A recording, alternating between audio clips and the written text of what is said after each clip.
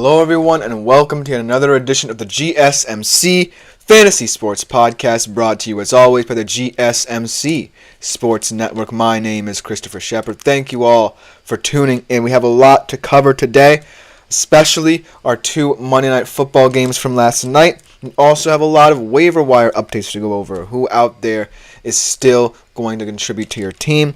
Also, a little bit of a bold fantasy prediction segment, a don't be surprised if you will kind of segment, and also going over some of my rankings for this upcoming week. It should be a fantastic show. Before we get into any of that, I do want to remind you yet again to consider liking, following, and subscribing to the show and the network. Also, if you do feel so inclined, you guys have been doing a fantastic job of this. Keep on making yourselves available to the many ways you can contribute to the show. That is not what I wanted to portray. Welcome, Ashan Haider. If I'm pronouncing that correctly. Welcome to the chat. But let me get rid of this graphic so that you can see the many ways you can contribute to the show. The super chat, super thanks, and super stickers features. As Ashan Haider says, can you shout me out? Shout out to you, Ashan. I believe you are a new viewer. I have not seen you in the comment section, but you are always welcome. Great way to interact with the show is through the comment section. So if you have any questions, comments, concerns, anyone out there watching right now, you can leave them in the chat. Great way to get your comments out there, get your name mentioned in the show if you would like. Without further ado, let's jump right into today's show. Starting off with a little bit of a Monday Night Football recap. Not one, but two games to go over. Two very different games, if you will, from last night. Let's start off with the easy one to talk about, Jags-Bills. It was a beatdown in every sense of the word. Josh Allen proving he's one of the most incredible quarterbacks in the NFL right now. And the Jacksonville Jaguars just look very hapless at the moment on both sides of the football. I don't necessarily think it's all on Trevor Lawrence, even though, as a number one overall pick, there was a lot of pressure on his shoulders. This looks kind of disjointed right now in Jacksonville, but kudos to the Buffalo Bills for getting that big victory. They truly look like a Super Bowl contending team. As Ashan Haider says, let's play Call of Duty. Let's try and stay on topic right here, my man. As much as I would love to play video games, I think we have to kind of stay on topic right now. But thanks for commenting. Then in the future, let's talk about fantasy football as well. There's time for play and there's time for talking fantasy football. So I appreciate your comments. But for now, let's jump right into the excitement of Monday Night Football, even though this game was not as exciting as I thought it was going to be. But let's just go over some of the fantasy quick hitters here. Josh Allen, like always, probably the number one quarterback in the NFL right now. 23 of 30, 263 yards, 4 touchdowns, 30.92 fantasy points. It was an absolute dominant performance by him, spraying the football around to many different receivers, just overall looking like the quarterback who I thought he was going to be coming into this year. A guy who had pressure lifted off his shoulders with the absence of Stephon Diggs. A lot of people thought that was going to be to his detriment, but no. He rose to the occasion. Joe Brady and this offense is really suiting him very well. We're going to have to see Sunday night. They play their first kind of true test against Baltimore. As Andre says, Jamar is him. I did tell you guys to start Jamar Chase. I said that he was going to be a big part of this game. We'll get to a little bit of a recap of Commanders-Bengals, but I just want to appreciate Josh Allen for a little bit longer. And I think, wow, J5, says Andre, Rookie of the Year. He looked poised out there, made the right play. I'm going to get into Jaden Daniels because you can say on a night where Josh Allen and Joe Burrow played, he was perhaps the best quarterback of them all. So I will give Jaden Daniels his flowers. Just overall, though, I do want to recap just some other fantasy performers in this Bills game. James Cook, solid game from him. Not as dominant as we've seen him in the past couple of weeks. 11 carries, 39 yards, 1 TD, but 18.7 points, and he made me a very happy man. A big part of my fantasy football win this week. And then I said, Khalil Shakir would be a nice little start for you in fantasy football. 6 catches, 72 yards, 12 yards per catch, not too shabby. 1 touchdown, 19.2 fantasy points. I said he's becoming a true receiver. Of all the receivers, he's caught all of his targets.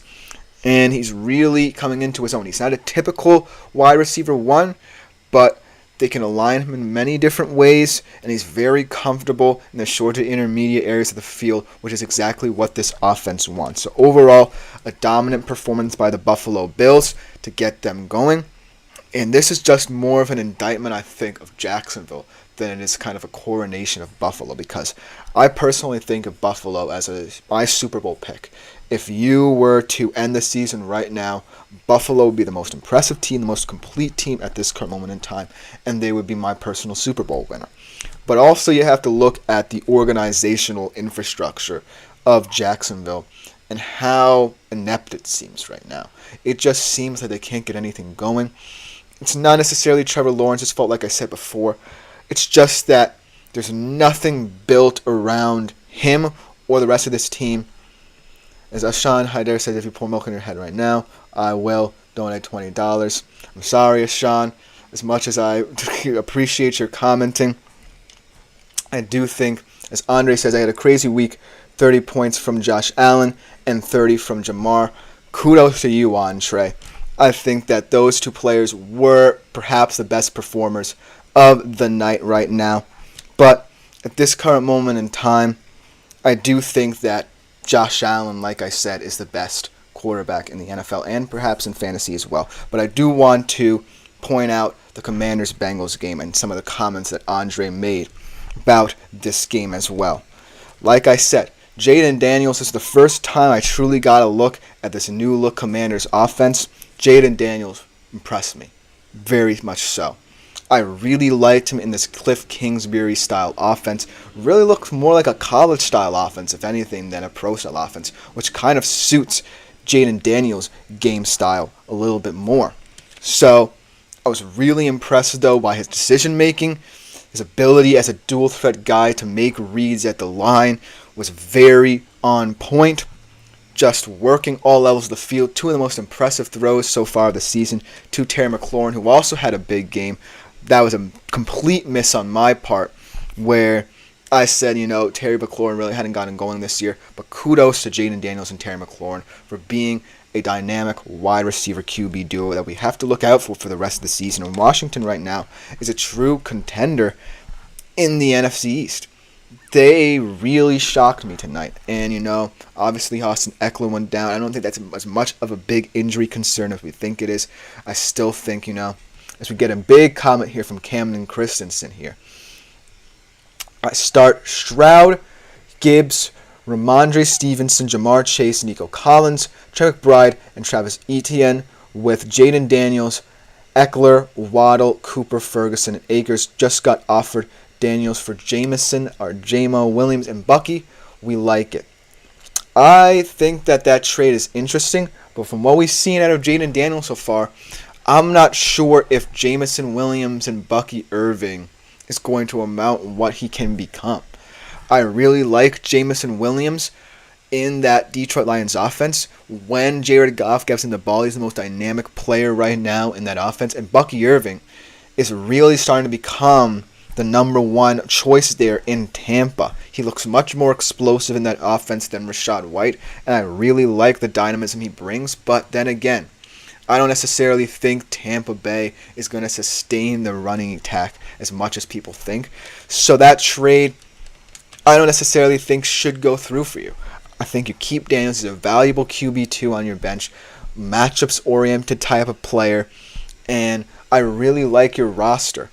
I think that maybe in the future, Waddle and Cooper are the best wide receiver 2 options for if one of your players go down. So maybe you look to trade someone else for Jamison Williams, and then we could be talking here. But at this current moment in time, from what we saw of Jaden Daniels, I think it's nice to sit tight a little bit. Maybe look for a more intriguing trade offer so that you can, as Camden also says, there's a chance I could get James Conner as well if you think that may be more enticing. Well, here's the thing. I think that, it's always a debate about which position you value more. Because from this kind of standpoint, you can say that, well, I'm getting more skill position players who will help me down the road. As Ashan donates $2, thank you. Hassan. And he says, Cameron Christensen also says, I'll decline it. He wants Daniels. I think that, that's a smart choice by you, Cameron, in that you kind of saw what you saw out of Jaden Daniels last night, and you determined that, well, right now, he is someone that I can utilize in matchups as they come along, but also, the QB market is going to get kind of volatile, There are still guys out there on the waiver wire, and we'll get to that topic in a little bit, that I really like. But as of this current moment, I think that Jaden Daniels is just too valuable to let go just now, even if that this current moment in time, you don't necessarily know week by week what Jaden Daniels is. So I think that this performance, though, by Jaden Daniels is highly indicative of what this Commanders offense looks like and what to expect in the future, as 21 for 23, 254 yards, 2 touchdowns, 12 carries as well for 39 yards, 1 touchdown, 28.06 points. So overall, very fantastic performance. Terry McLaurin as well, want to give him his flowers. 4 catches on 6 targets, 100 yards, 20 fantasy points for him. Not for nothing, though, Joe Burrow as well and the Bengals, even though they're at a point in this season where it's not looking good. They're 0-3. The chances of making the playoffs look very slim right now. Even though, the whole contract situation is settled, I think that it's a little bit late, as Joe Burrow had 29 of 38 yards, 324 yards, 3 touchdowns, 25.36 fantasy points. And Jamar Chase, well, fantastic game. 6 catches, 118 yards, 2 touchdowns, 29.8 fantasy points. So at the end of the day, I think that while, the Commanders got a big win, this was also kind of an indictment of the Cincinnati Bengals. They kind of got shell-shocked at home against a team that you kind of expected them to beat, but really had all the pieces and a game plan and game script that worked to their advantage. And Jaden Daniels, the sky's the limit for the kid. Look out for him and Terry McLaurin to have even more big games in the future. But that will just about do it for this segment. Hope you guys enjoyed the little Monday night recap. I really enjoyed this game. Keep the comments coming. I appreciate all of them. But coming up next, I think that, as Andre before, IMO Chase Brown looked better than Moss. He might steal the job. I actually kind of agree with that statement. Both of these running backs kind of did look very nice in this offense, look very potent, as both of them contributed in many different ways. But I would agree, Chase Brown looked a little bit more explosive in terms of what he brought to this team. I really still like Zach Moss because he is someone who's a workhorse, workman-like back, but I agree that Chase Brown adds more value as an explosive player. So thank you for that comment, Andre. Keep them coming, but we do have to take a quick break. And when we come back on the other side, a little bit of a waiver wire update. Going to get a little bit controversial as well. Just going to warn you guys in advance, but we'll be right back after this short break. I feel like I'm losing my mind. Is everybody in the world blind?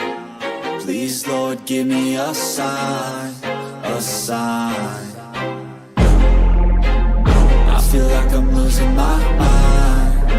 Is everybody in the world blind? Please, Lord, give me a sign, a sign. I wanna be the greatest. Everybody on the fake shit. I look around and feel like everybody is the fakest. I make this every day and I'm impatient, hoping one day I blow up from the basement. Statement, the top is so vacant. I don't hear shit that I think is amazing. Waiting for my day when I'm playing sold out shows for 1,000 faces. Hey, give me that crown, get in my way and to be put down. It ain't your place, all this my town. If I want that shit, then I'll get it right now. I'm losing it, the noose it fits. I'm losing shit, a stupid myth. You choose to live or choose to dip. You choose to fight or lose your grip and lose a gift. I feel like I'm losing my mind. Is everybody in the world blind? Please, Lord, give me a sign, a sign. I feel like I'm losing my mind. Is everybody in the world blind? Hello, everyone, and welcome back to the GSMC Fantasy Sports Podcast, brought to you as always by the GSMC Sports Network. Hope you guys enjoyed that first segment. Before we get into our second one of the day, I do want to remind you yet again, if you do feel so inclined, you guys have been doing an excellent job so far of this. Keep on making yourselves available to the Super Chat, Super Things, Super Stickers features on YouTube. They're a great way to interact with the show. Get your comments on air. I'm loving the interaction we've been getting. Shout out to Andre, as always, one of my favorite commenters throughout the weeks and shows. As Andre says, should I trade Kelsey for McBride? Interesting one, because at the start of the year I probably would have said no, but now both of these guys really haven't shown me much from the position. Owner said he'll give me Dell and McBride for, I believe he's trying to say, for either Montgomery or Kelsey. So when I look at this trade, I'm thinking about, the tight end market and how I've said we view this. And I feel like there's potential for Travis Kelsey to still pick up the pieces in this Chiefs offense. But he has looked a bit labored. These first couple of games were as I like McBride in this Arizona Cardinals offense, as Andre confirms that he is willing to trade for Montgomery. If it's Dell and McBride for Montgomery, I think that that's a better trade, but as Andre also says, he's on his bench. I think that Montgomery, though, has had an impressive start to the season. I'm not sure how long that will continue to go, because I do think the Lions will get back to utilizing more pieces. They still have Amon-Ra. Has a couple of decent games. The guy's Brandon Aubrey. I kind of want to ask for him instead of Dell. Well, Brandon Aubrey might be one of the best kickers in the league, and he might be worth a lot more points right now than actually some skill position players. So, whatever you want to do, a lot of interesting pieces in this trade. Running backs, tight ends, both of them volatile markets. So, in this trade, I think that you can do whatever you want. If you feel like Montgomery is going to decline and you want to get rid of him as soon as possible, then you can't offload him. But you have to think as well, are you getting high upside, or are you just getting the same thing? Because Tank Dell and Trey McBride, they can be valuable pieces in their respective offenses, but they haven't really proved it just yet, and I want to see more out of them. But that's a fascinating trade offer, because it really goes to show how volatile and how on point you have to be in deciding who to pick for your fantasy football team week in, week out. But also, speaking of this, let's take a look at the waiver wire, because maybe someone's answers will be answered through there as well. And there's still a lot of guys out there who I really think add certain value for your team. And let's start off with a skeptical pick I kind of warned you about, the controversial pick that I kind of warned you about, at the quarterback position. Now, for the past couple of weeks, what have I been saying? As Andre also says, I got offered Gibbs for Jordan Mason and Calvin Ridley, but IDK, I feel like Mason's untradeable right now, and I agree with that sentiment. I love Gibbs, but actually, if you want my humble opinion about the Lions offense, I think Montgomery has been the better back, flat out. And I think that, as Andre, how does Yoshivas keep catching these touchdowns? I told you, man. I love Andre Yoshivas as a wide receiver 3 in Cincinnati. I hope, if that whole contract thing still is a point of tension, that Andre Yoshivas gets an opportunity. He made some incredible catches. Yes, he made some rookie mistakes, but he made some incredible catches, has good body control, runs good short to intermediate routes, so he's going to be someone who I'm looking at maybe for next year, or maybe in a dynasty league even, for a fantasy football team in the future. But let's talk about this controversial pick, because I really want to get your guys' opinion on this, because I talked about all the quarterbacks you could find on the waiver wire, the value they could add, the Darnolds, the Geno Smiths, the Baker Mayfields of the world. Kirk Cousins, even in my league, is still out there. But the guy who I want to make my little elevator pitch about, how about Gardner Minshew? Yes, this is a guy who just lost to a Panthers team that seemed directionless, but hear me out.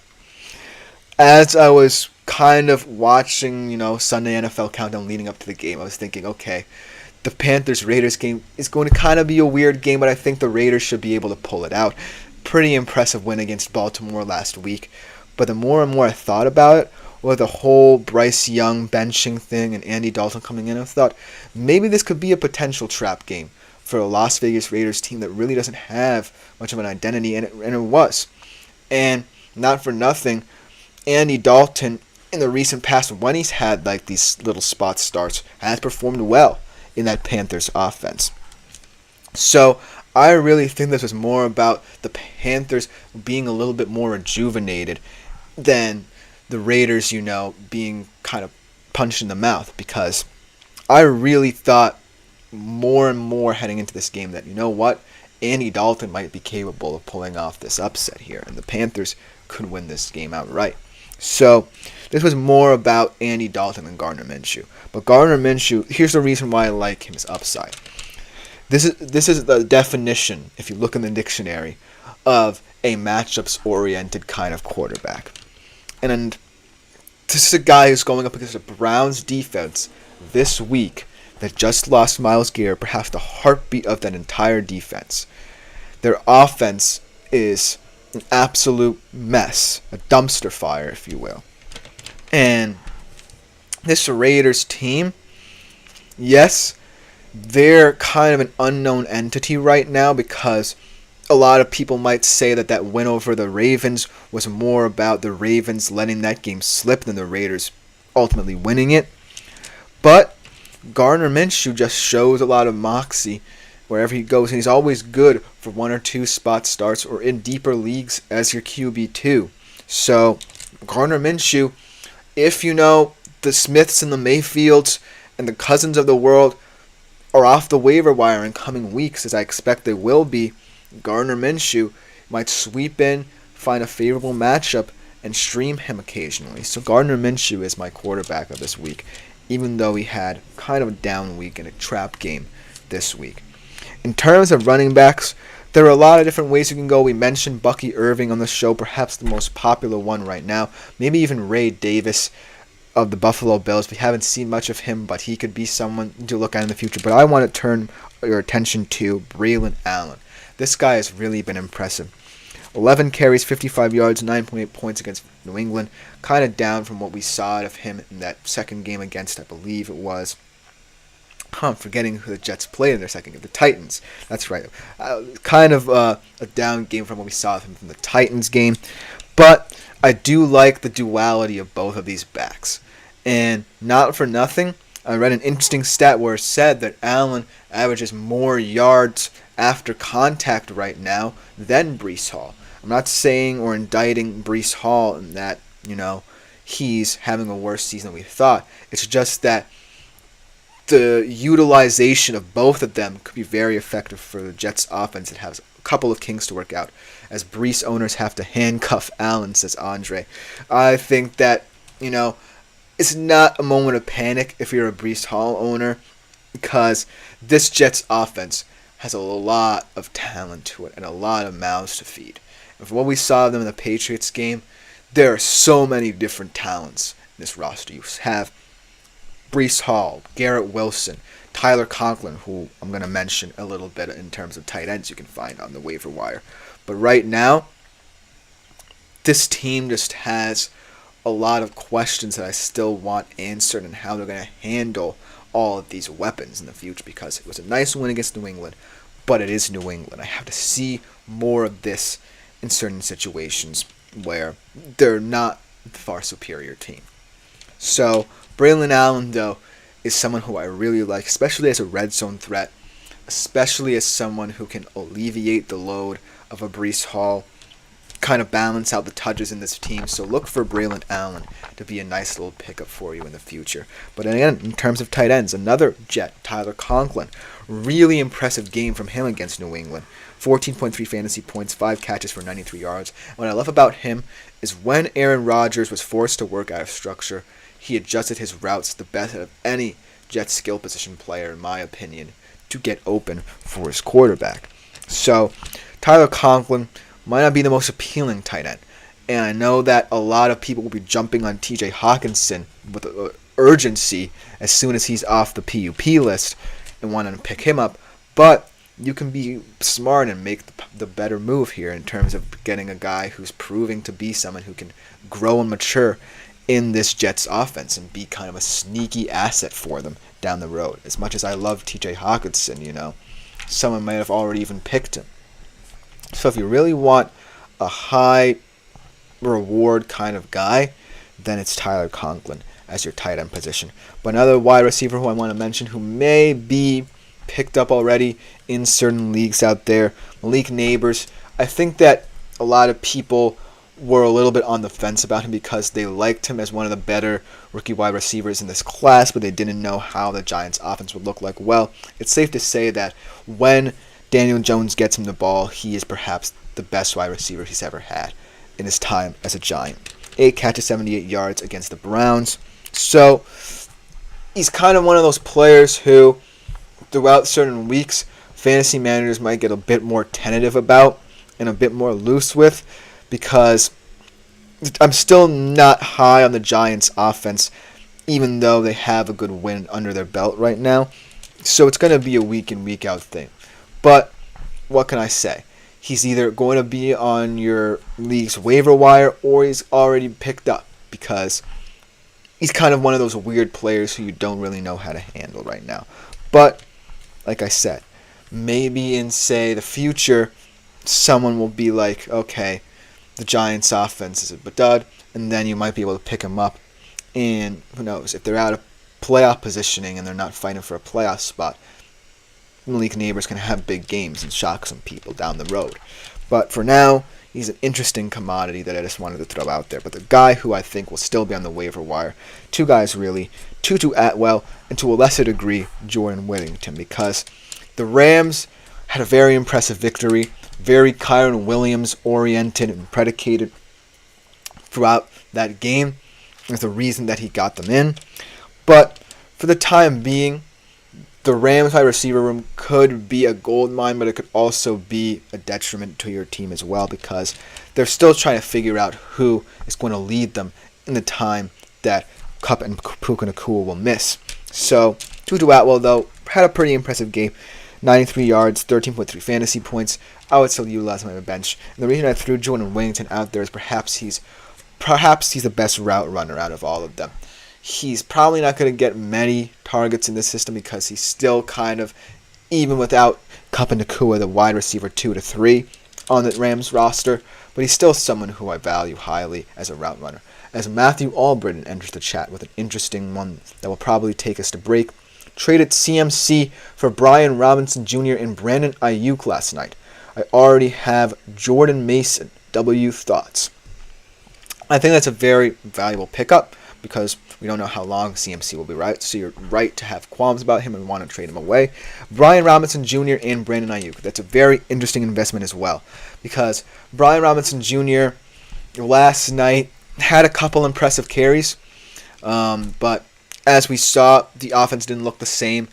The Eckler, which is kind of surprising to me because I thought Brian Robinson Jr. was going to get more touches as the season progressed in this offense, and it could project to be that way still. So he's an interesting pickup.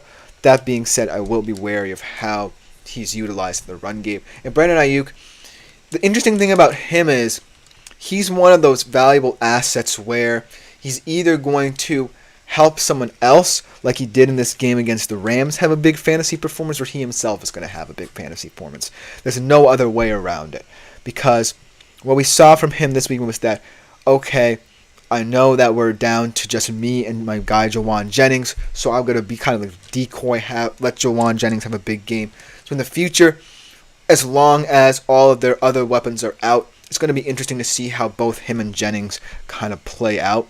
So it's an interesting pickup, but you're right in worrying about CMC and wanting to trade him away. And because you have Mason, it's an interesting stack if both him and Ayuk have good nights. So overall, I think this is a very good trade. I think that we'll see if the investment in Brian Robinson Jr. is a good one, but I think that you got a good return for CMC. So that being said, though, we will have to take a quick break, and when we see you on the other side, I give you some of my bold fantasy predictions. So don't be surprised, if you will, for this upcoming week. Thank you all for the comments for this past segment, but we'll be right back after this short break. Looking for your daily fix of sports talk without having to pay for it? GSMC Sports Network is available on YouTube. Just search GSMC Sports Network.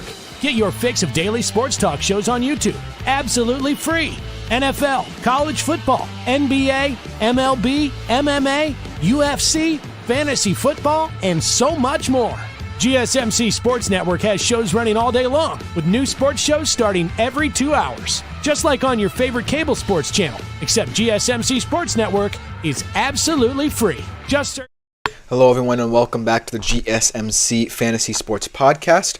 We come back to another comment from Matthew here saying that his wide receiver room is Nico Collins and Mike Evans, putting Mike Evans in the flex in a PPR league. I think that's a good decision. I like this wide receiver room a lot. It is very heavily reliant on how their quarterbacks play, as both Stroud and Baker have shown a little bit of struggle in the past couple of weeks, but overall, it's still a nice wide receiver room. They are going to get the lion's share of targets in their respective offenses. So overall, I think your wide receiver room is set, and it just makes this trade look even better because Ayuk is a valuable asset as well, whether on the flex or on your bench, especially in a PPR league as well. So I really like that. But for our third segment of today's show, we are going to be looking at some bold fantasy predictions I made before Week 3 games. Could come back to bite me in the future, but these are just some of the bold predictions that kind of stand out in my mind when I think about the Week 4 games upcoming. Without further ado, let's jump right into our first one. And the first one I have of the day is Geno Smith and Jared Goff giving us an instant fantasy classic Monday night. That is, both of them, we're looking at top 10 to top 5 fantasy performances out of these guys. And this is a pretty bold kind of take here from me. But I think both of these guys are capable of doing it. And the reason why I picked it is because this matchup is always fun. This is kind of becoming one of those low-key NFC rivalries. Not like a huge one, but over the past couple of years, these teams have played each other, and they have been instant classics. Both of these quarterbacks performing well in these games. But both of them also have injury concerns to worry about as well. So it could call for a lot of short to intermediate passes, getting the ball out quickly, which is what both of these quarterbacks, I think, do the best, almost better than anyone else in the league in terms of how their offenses are set up for them. Let's look at the Seahawks side of things. They have lost a lot of talent on the offense. They're down Kenneth Walker. They're down a lot of linemen. They're down to their third string, I believe, right tackle, Stone Forsythe right now. So I truly expect that Geno Smith is going to have to continue to get the ball out quickly. He's been doing it very well over the past couple of weeks. And to great effect as well. He's been getting all his different weapons involved. Jackson Smith and Jigba are really showing out. DK Metcalf, a couple of long touchdown catches over the past couple of weeks. So look for Geno to try and keep this offense up in a good tempo. I like that he's trying to include Charbonnet. Charbonnet himself is maturing in this offense. And as long as he's going to be called upon to be the running back one in the system, he's going to have to live up to expectations. So look for him to continue to contribute as well. On the Lions side of things, Jared Goff hasn't really looked good this year. But I think this is one of those games where he's going to test a Seattle defense that, while has looked like one of the best in the NFL, really hasn't played anyone. They've played rookie Bo Nix, Skylar Thompson, the backup in Miami, and I'm blanking out who else they played. They played Jacoby Brissett. So that's not the best 3-game slate. It's an easy kind of 3-game slate for Seattle. So this is the first real test. But he also has some offense concerns where Laporta might be out in this game. Amon-Ra has had an up and down start to the year. Jameson Williams as well. When he distributes the ball to him, he's a very dynamic player, but it's all about, Goff. If Goff is not looking like himself, then this Lions offense won't look like itself. And they really have started to rely more upon that duo in the backfield in Montgomery and Gibbs. As Andre says, what's up with K9? He's made of glass. Man. A lot of people, myself included, think that, if K9 comes back for the Seattle squad, he immediately makes it better. We saw what he did in that first game where he completely, as Charbonnet though said, as he says, Charbonnet got me 25 points though. Haha. So we'll see. I do like the fact that Charbonnet is one of those weird backs, as T-Money enters the chat. Been a long time since we've said that name in this chat room. Welcome back, T-Money. Should I trade Connor and JMO for JT? I'm blanking on who that is right now, but James Conner and JMO for I really don't know who JT is. JT. I'm blanking right now, but James Conner. Let's see who you're trading away first before I try to figure out who JT is. Connor and JMO, they're two players who I really like to start the year. But James Conner is one of those guys who the Arizona offense is going to be up and down because the Arizona offense is still trying to figure out some kinks, fix, and adjust. As Jonathan Taylor is the name. I was wondering why I wasn't getting around to it. And JMO is one of those players that we talked about. Also kind of a Jekyll and Hyde performer. So Jonathan Taylor, first really good performance from him of the year against the Bears. And also in that system, I feel like he's going to have to help Anthony Richardson. So that is an interesting trade. I would accept it, even though, we'll see, especially in this game against Seattle, if Jameson Williams is, worth, anything in fantasy right now at this point. And James Conner as well, as his season with the Cardinals goes along. But I really like that trade because Jonathan Taylor actually adds a lot of value. As T-Money also updates us on his team, Burrow, Josh Jacobs, James Conner, CeeDee Lamb, Jamar Chase, Dalton Kincaid, DK Metcalf, Jameson Williams, Jerome Ford, Xavier Worthy, Darnell Mooney, Christian Watson, and Jonathan Brooks. I traded away Mahomes, London Ridley for Burrow and Chase. So I think that adding another running back to this room is very good because I don't like Jerome Ford kind of as your bench guy. And if you trade away Connors, it just fits in nicely as well. So I would accept this trade. As Terrell T also enters the chat.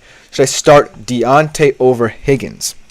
That's an interesting one as well because Deontay Johnson really showed that he could be a wide receiver one, even if Andy Dalton is starting.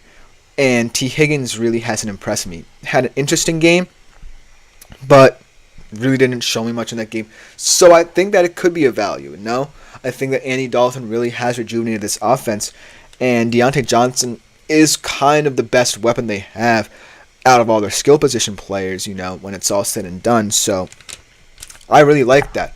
As Andre says, man, I think Mahomes is better than the line. That's an interesting opinion. Burrow is kind of one of those guys who right now is at a tough spot, but he did have some bright spots. Had a big game last night against Washington, even in that loss. So who knows? I project that him and Chase will be an interesting QB wide receiver duo to look out for.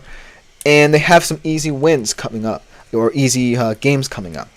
But overall, I think that both of these interesting trades concerning Bengals players in different skill positions are very intriguing. Thank you for all your comments, guys. But back to this interesting game. I just think that this game can be an instant classic right away. It's going to be a very litmus test-like game for both of these teams to see where they really stand in terms of the hierarchy of the NFC. But another one that's kind of more of a betting prediction than an overall fantasy prediction, as Team Money says, I like Mahomes too, trust. I took him in the fourth, but I wanted Chase. Again, it's QB over wide receiver, right? As he also says, because Chase and CeeDee could carry me.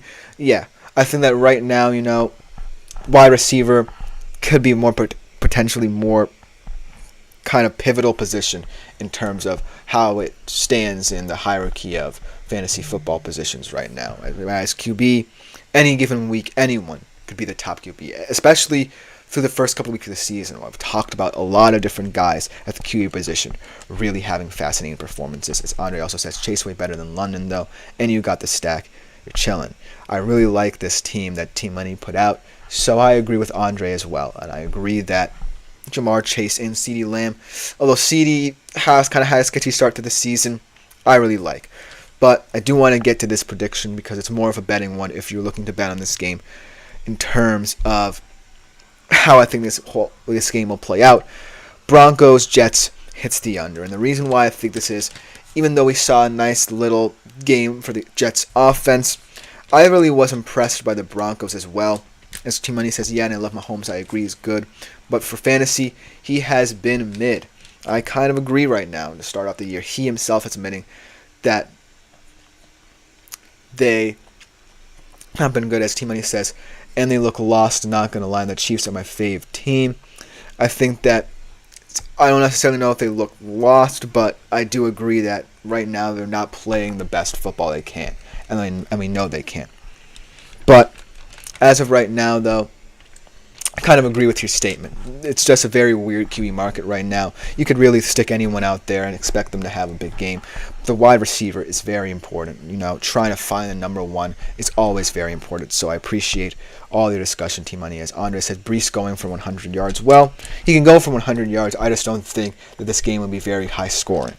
I think that, as he also says, Braylon Allen 50 plus. I think that this is going to be a game dictated by the ground game for both of these teams, because when I look at it, the Broncos' perhaps best unit is their run defense. I know it's kind of weird to say, but they did a good job for the most part against the Bucs. And for what it's worth, I think that they're going to want to key in on that aspect and try and, pressure Aaron Rodgers to hurt them a little more vertically, because even though he didn't have an impressive game, he's not, the best vertical thrower. But the Jets side of things as well, I'm still very worried about Garrett Wilson. It's going to be an interesting matchup that I'll talk about in future episodes with him and Pat Surtain. But this whole offensive relationship, trying to work its way up to where it can actually be a true Super Bowl contender, is something to monitor. And the Broncos right now should have a lot of confidence. But that being said, I think that Bo Nix, for as good a game as he had against Tampa, still isn't going to give you much upside in terms of throwing for touchdowns.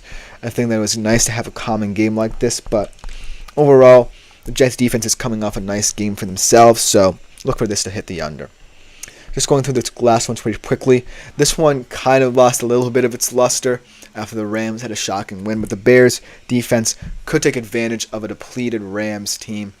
I still think that this will stand up the test of time, because the Bears, no matter what their offense does, still have one of the more underrated defenses in the league, and it's always going to keep them in games. I think that Matthew Stafford still in this game will try and decipher who he wants to be his top receiver, who he relies upon in his top receiver, and it could contribute to a feisty Bears secondary led by Jalen Johnson, Reek Stevenson, and Kyler Gordon in terms of helping them, create turnovers as well. And this Bears defense, for nothing, can really shock a lot of people. So I just wanted to update you quickly on that front as well. And then the last one that I want to go through quickly before we head to the break.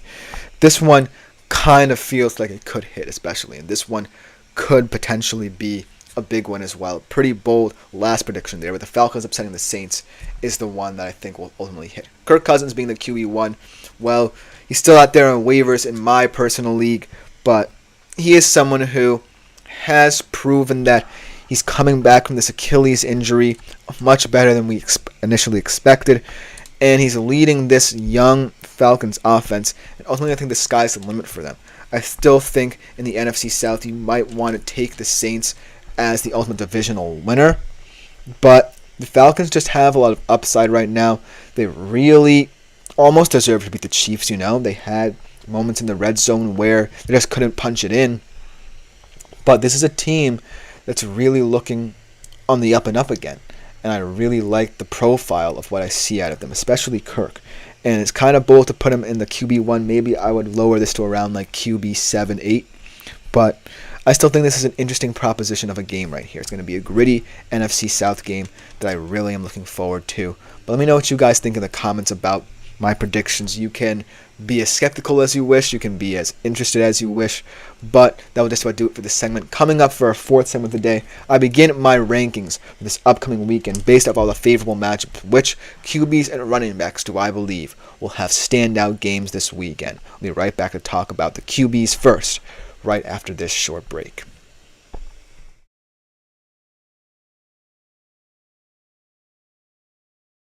For the best and latest podcasts available anywhere, go to the podcast app on your cell phone and type in GSMC to access free content-rich podcasts on health and wellness, book reviews, sports, entertainment, relationships, social media, movies, technology, finance, and even weird news. Subscribe and download the GSMC Podcast Network's family of shows. Available everywhere podcasts. Hello, everyone, and welcome back to the GSMC Fantasy Sports Podcast, brought to you as always by the GSMC Sports Network.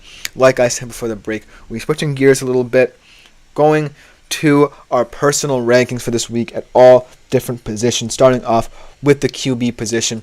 Now, a lot of you guys might be a little bit skeptical of the list I compiled. Remember, this was before I watched the Week 3 games, and this was heavily based off the matchups from this week. So, you can feel free to bash me in the comments if you wish, because it's not, a list I would expect many people to have compiled going off what their eyes saw. But remember, this is just me looking ahead at the Week 4 matchups before the Week 3 ones and trying to figure out who potentially have a big game. So, without further ado, let's get into my list. If you have any comments, feel free to leave them. I'm always looking for some interesting advice here. But the first one I want to talk about is Baker Mayfield.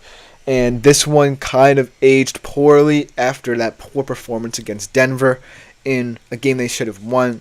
It really kind of regressed to the old Baker, where he was tentative in the pocket, didn't have that same escapability, didn't really look very good going through his reads, and it was just a horrible performance all around. But against Philly, this is going to be a game where,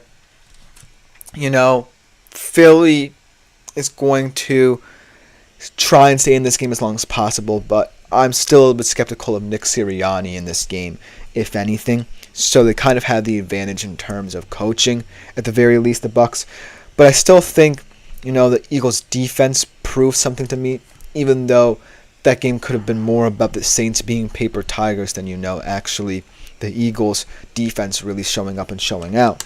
But this game, the reason why I still think Baker can have a good game is because I think that when the stage is big for Baker, I think he understands the facts that he has to live up to what his team expects of him. And through 3 games, getting rid of the Denver game, he has been one of the more consistent quarterbacks in the league in terms of utilizing his top 2 weapons. They're perhaps the best wide receiver room in the league, and Baker just has to stay comfortable. I think he, for some reason, felt a little bit rushed in this game, maybe because he wasn't expecting the Broncos' defense to generate pressure, to play covered so well. So if he just settles back in, gets it back to what he's expected to do in this offense, trust his receivers, most importantly, then I still think he'll be set, even though the Philadelphia defense did look pretty impressive in that game against New Orleans. And another guy who kind of underperformed this week, CJ Stroud. CJ Stroud, I was really shocked by his underperformance this week, but it was a Brian Flores coach defense, and Brian Flores is always excellent at knowing a quarterback's weakness and developing a game plan around it. He had a really impressive game. This Vikings defense, man, I can't wait to talk about them a little bit more as the season progresses, because they're just an opportunistic, feisty bunch, and they really made life difficult for CJ Stroud, especially pressuring him for as long as they did. But it's not every week that you play a Brian Flores coach defense, and do I really have to mention the Jaguars right now? The less we talk about them, the better. In this matchup, you have to feel like CJ Stroud had the upper hand. And it's kind of unfortunate that this game isn't as exciting because the Jaguars aren't that good, because it's a divisional game, and this could have been a big early season game for both of these teams. But right now, this just feels like it could be another blowout. CJ Stroud will be relieved that he's not getting pressured so often, because he's kind of a different quarterback when he's pressured, if you think about it. He has thrown more interceptions against pressures and blitzes throughout his career when he's protected. So I just think that game was kind of an anomaly. He's going to get back to the CJ Stroud we know against the Jaguars. So he's going to be a popular start bet for this upcoming week in fantasy, because it can't get worse in Minnesota, especially against a team who is perhaps one of, if not the worst in the league, in Jacksonville right now.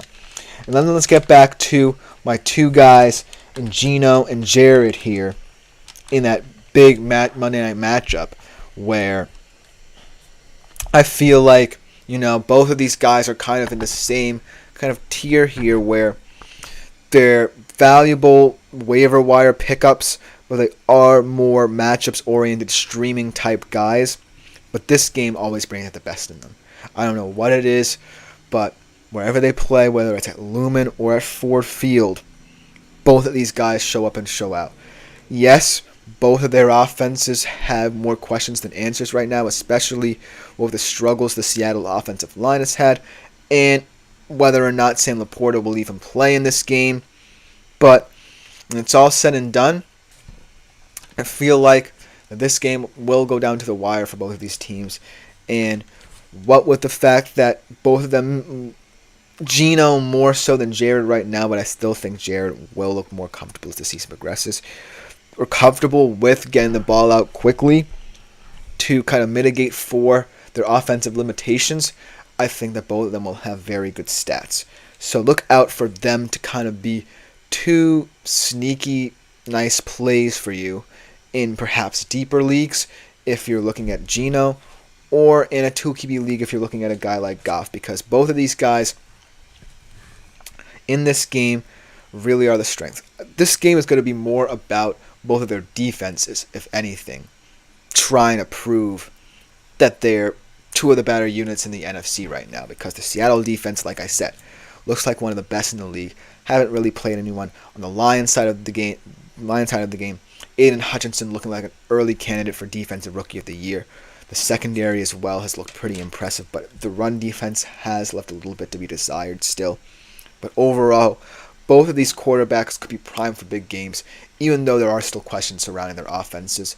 And it's going to be important that you view this game more as a fun shootout kind of game between two teams that feel like they can contend in the NFC than, a true litmus test for offenses that aren't where they want to be right now, if you catch my drift. But that's just my opinion, because I appreciate both of these guys and what they've done for their teams to start out the year. But at this current moment in time, I feel like this is just going to be a fun game where both of these teams won't sweat the result that much. I feel like if you're the Seahawks and you lose this game, you're still 3-1. You still have a pretty big advantage in the NFC West division, seeing as to how we don't know how the 49ers and Rams will look in the upcoming weeks. And if you're the Lions, well, if you lose to Seattle, yes, it's kind of a bad loss because Seattle is perhaps the most unknown 3-0 team right now. But if you lose to Seattle, it's like no sweat off your back. You're still going to be in the NFC North. You're still going to, feel like your offense will find its footing eventually. It's not, going to be the sky is falling in Detroit very much. I think that both of these teams, win or lose, will still be in contention in the NFC. But those two guys, look out for them in this game. The last guy I want to highlight, we talked about a little bit early in the show, recapping Monday Night Football, Joe Burrow. I think that this is also a game where Joe Burrow should, to some effect, have a good game. It's against the Panthers. Yes, the Panthers look impressive, but it was the Las Vegas Raiders they were playing against. So I feel as if Joe Burrow, week in, week out, no matter if the Bengals win or lose, no matter if the Bengals kind of peter out, he's going to be the mainstay in that offense. He's going to be the guy who's still performing at a high level. I think that this game is going to be either a get-right game for the Bengals or a game that really makes them look themselves in the mirror a little bit. I'm not expecting much out of the Panthers in this game because as much as I love Andy Dalton in this offense, he's not going to have 300 yards and 3 touchdowns every given week. So it's kind of one of those games where you feel as if on one side, this is a get-right game, and Joe Burrow will want to prove that he's still got it. And on the other side of things, well, the Panthers, just coming off a big win for them, kind of rejuvenated, feeling like themselves again, feeling like they can actually build something this season. So that could potentially be a kind of trap game, but I'm not as worried about them as I was about the Raiders in terms of a quote-unquote trap game for this team. But when I look at all of these guys on this list, they're all guys who have had down performances, whether, we were expecting it from them or not. But they're all guys who I would trust in terms of picking and choosing matchups, as we get a comment here from Taco. 2-1 in the fantasy football season. He traded Godwin and Kyron Williams for Amon-Ra St. Brown and J.K. Dobbins. He has Hurts, Connor, and Dobbins now on his bench. St. Brown, A.J. Brown, Laporta, Jordan Mason. His bench is Pickens, Roma Dunze, Dowdle, Algier, etc. Also, trade Dobbins and Pickens for Marvin Harrison Jr. Throwing a lot at me here. This will most likely take us to break here. I do like this Godwin and Kyron Williams for St. Brown and Dobbins trade because, like I said, I really like Dobbins, especially now that they feel like they're going to be a more run or even more of a run-oriented team than they already are under Jim Harbaugh, especially not knowing the Justin Herbert situation and their 2 offensive tackles are down. They're definitely going to be run heavy. Amon-Ra's going to find his footing. I have Amon-Ra kind of been up and down all year, had some good performances, but I still believe in Amon-Ra St. Brown. I still believe in the all-pro that he is. And Godwin and Kyron's value is going to be weird to monitor because he had that nice game against the Niners this past week. So he could be someone who you might regret losing, but I don't really like him still. I still need to see it over a larger sample size, and Godwin as well. Someone who I really have liked to start the season, but Tampa's going to be a weird team to monitor, and I don't know if he's going to get as many targets down the stretch as a guy like Mike Evans. And the Dobbins Pickens for MHJ trade, I actually don't like this trade as much, to be honest with you, funnily enough, just because of the value Dobbins has as a running back, and MHJ in this Arizona offense really kind of being stop-start a little bit. We saw, yes, he had that big game 2 weeks ago against LA, but, this week against Detroit kind of fell a little bit flat, whereas Dobbins, I think that he's going to be the workhorse in this thing. And Pickens as well, not for nothing. I think that, Pittsburgh's not a team that's going to want to rely on their passing as much, but still, they're a team that when they do hit the pass, George Pickens has the opportunity to have some explosive plays. But I will say the bench is a little bit skeptical. You might want to add depth through the waiver wire to this bench because Dowdle and Algier, I like Algier, but Dowdle is not necessarily looking like the best bench back. And Roma Dunze is definitely not looking to be someone who has had a good start to the season or will continue to progress because the Bears are an unknown offensive entity right now. But I do like this team. I do like the first trade. The second trade, though, might have to wait it out a little bit. But thank you for this, Taco. Good luck to you in your fantasy exploits. I have a similar record to yours, so I appreciate that. But we do have to take a quick break. When I see you on the other side, we continue with our rankings. At the running back position, which running backs do I expect to have big games? We'll be right back to finish the show with that segment right after this short break.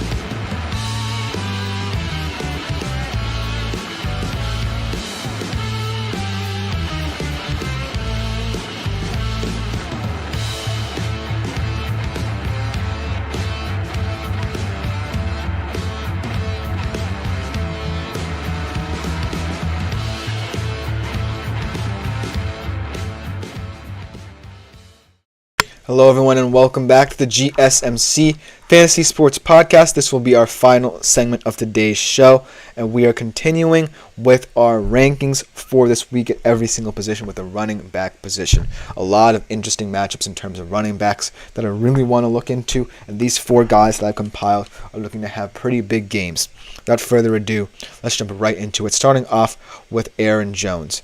And this Vikings team is looking special in terms of fantasy because nobody really expected Sam Darnold to be one of the better fantasy QBs in the league, and yet he is. No one really expected Justin Jefferson to perform as well with an unknown entity at quarterback, but he still is. But the big X factor to me over these past couple of weeks is the play of Aaron Jones.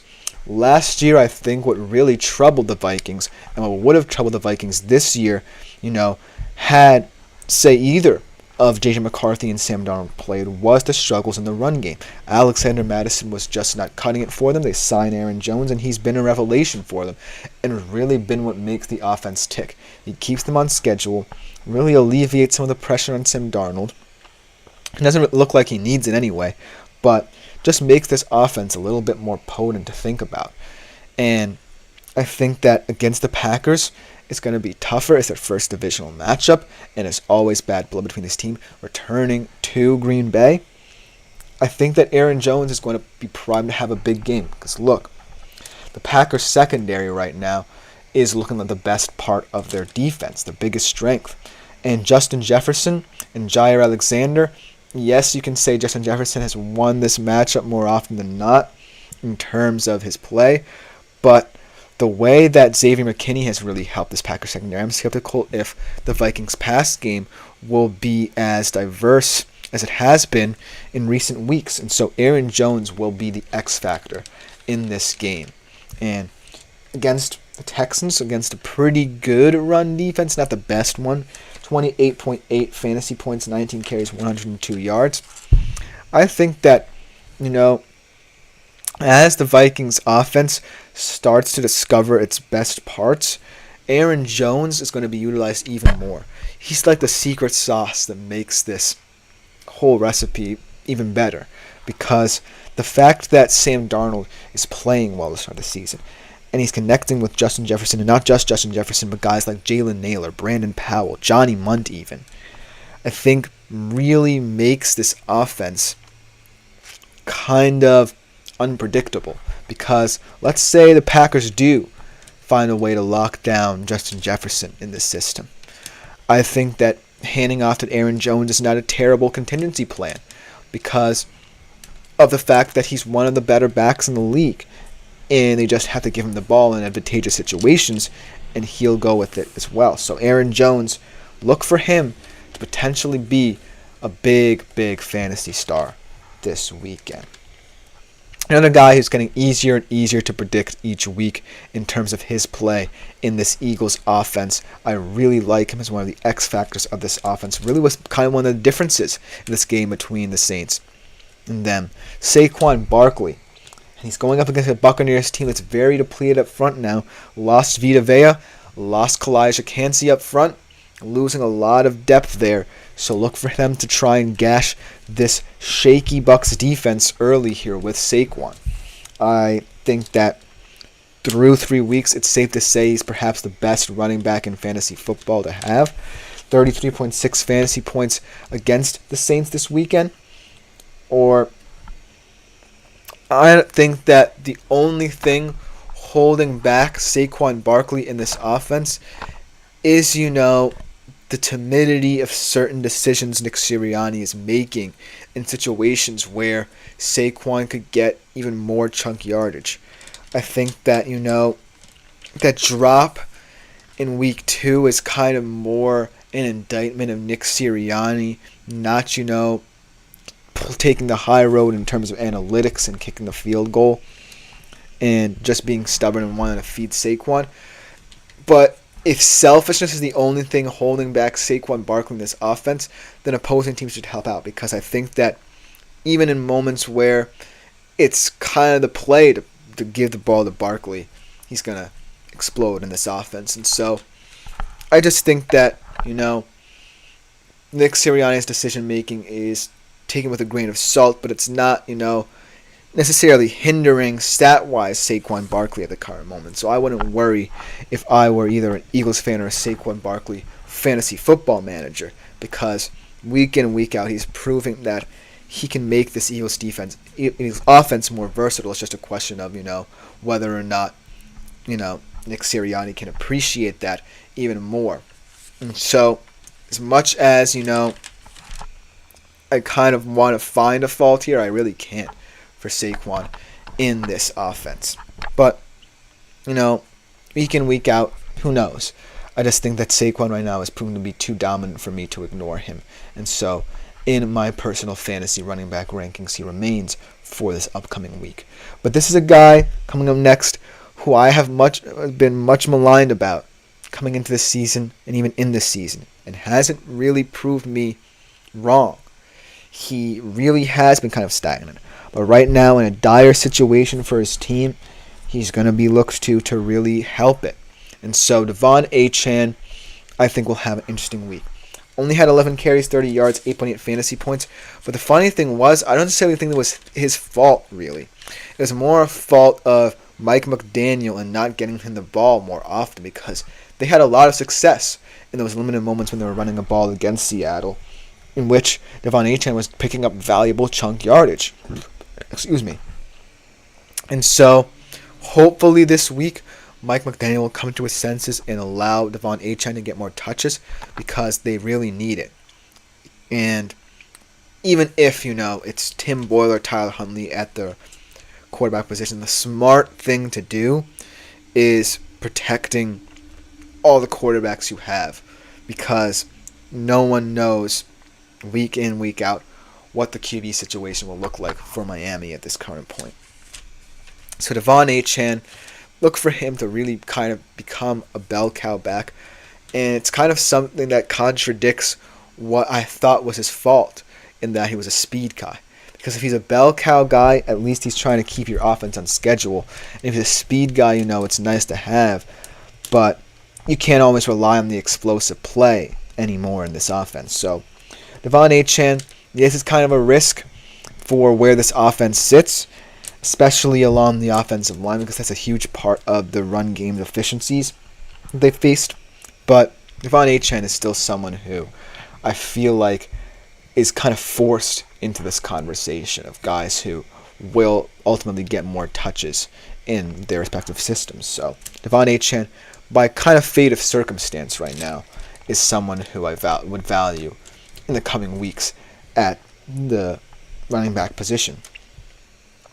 And then the last guy here that I just want to touch on, Alvin Kamara.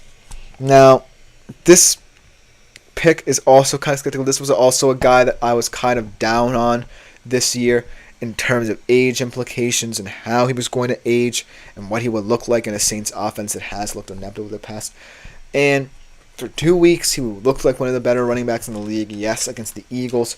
Didn't necessarily get that much going. He had 26 carries for 87 yards, 15.7 fantasy points, as you can see on my screen. But the thing about Alvin Kamara is he's always going to be one of those physical guys who's indicative of the style of play that's required in the NFC South.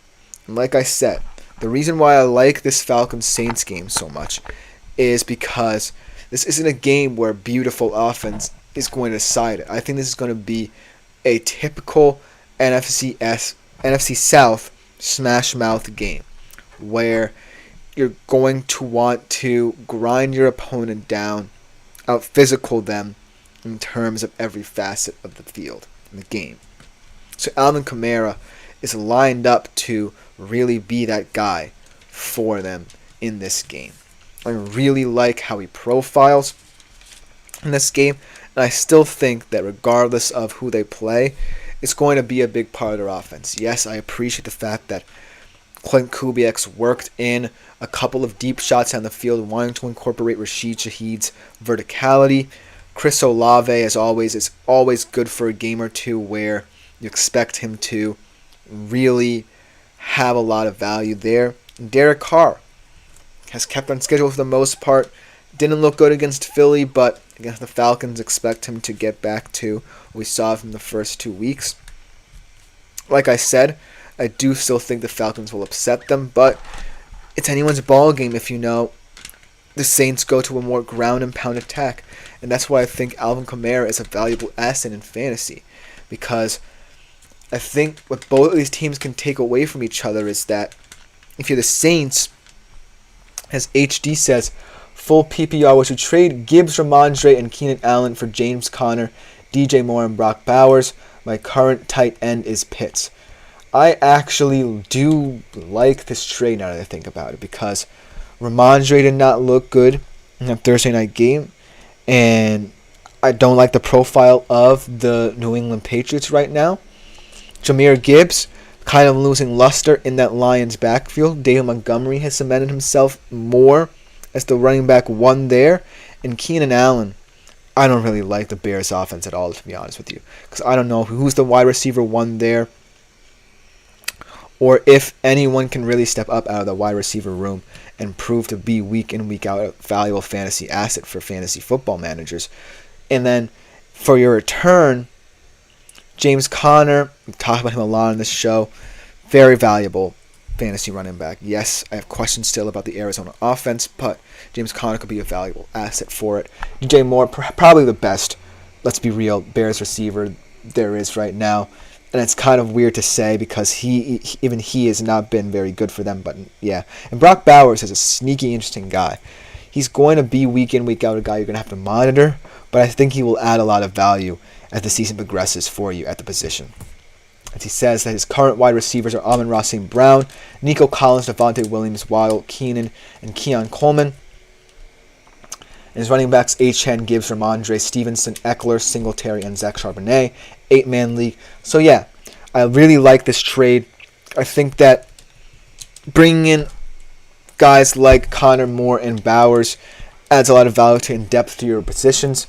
I think that if you add a guy like James Conner, immediately would become the cube RB2 right now in that room behind Achane, maybe even the RB1, because Achane, who knows about him, and DJ Moore, a very deep wide receiver room there. I like Amon-Ra. I like Nico Collins, Devontae Smith. Yes, he's going to be week by week with the concussion, and Waddle might lose a little bit of value, but bringing in DJ Moore is someone. As HG said, would you rather have DJ Moore or Drake London, though? Now, that's a tougher question because Drake London has looked more impressive. I would rather have Drake London, but this trade that you proposed to me is one that I would have taken even without the complications of adding Drake London to it. Because at the end of the day, all the guys who you mentioned that you're trading away are either falling down the pecking order or really don't add much value to their offense right now. So if it's Drake London, then that would be a better trade. But that trade that you did propose on paper looks really good. So thank you for that trade coming up from you, HD. And actually, that trade will just about end the show. Thank you for it. Thank you for all your comments, especially. Keep on making yourselves available to the Super Chat, Super Things, and Super Stickers features here. This has been the GSMC Fantasy Sports Podcast, brought to you as always by the GSMC Sports Network. I've been Chris Shepard. Thank you all for tuning in. We'll be back tomorrow, same time as always, for our midweek show, 3:30 p.m. Eastern, going over Thursday Night Football, going over some more rankings, our stardom sit-ems for the Thursday Night Football game as well. But thank you all. Like, follow, and subscribe to the network and the show as a whole. Go check out some other podcasts here, the GSMC Sports Network. A lot of people doing fantastic work in that regard as well. But this has been the GSMC Fantasy Sports Podcast, brought to you as always by the GSMC Sports Network. I'm out.